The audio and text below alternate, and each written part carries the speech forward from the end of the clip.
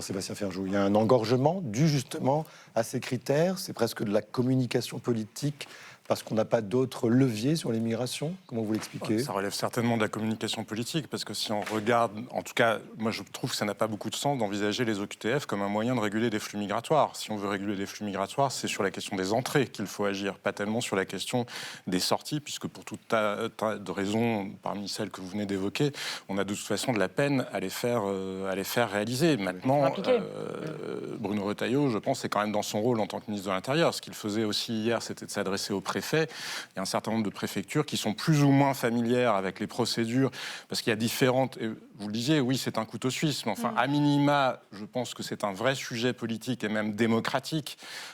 Faire exécuter des obligations de quitter le territoire quand les personnes qui sont concernées sont des personnes qui ont été condamnées et ou qui sont considérées comme dangereuses. Mais elles sont très peu nombreuses en même temps. C'est ce qu'on a découvert en préparant cette émission. 5000 personnes seulement sont visées par une OQTF en sortant de prison.